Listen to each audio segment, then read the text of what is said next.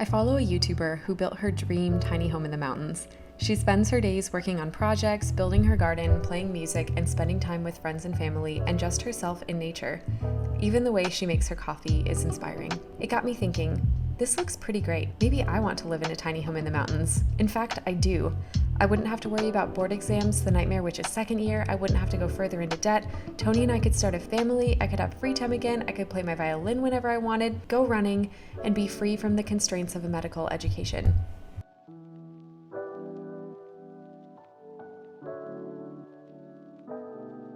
It is so easy for me to look at friends or people on social media and to wish I had more vacation time, less stress, or an income again. It can be exhausting and downright terrible for mental health to study for months without a day off. I'm grateful to be in medical school. It was a difficult journey just getting in, but sometimes medical school gets glorified online.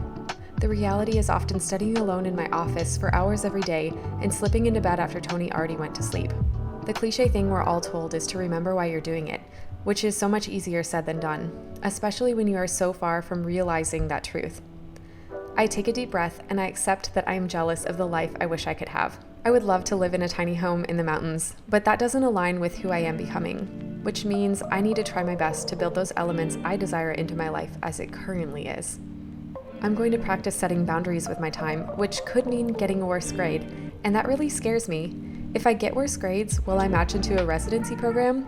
Do grades matter all the more because boards are going pass-fail? I'm going to pick up my violin and play and stop fearing how much technique I've lost in the years I've strayed from it.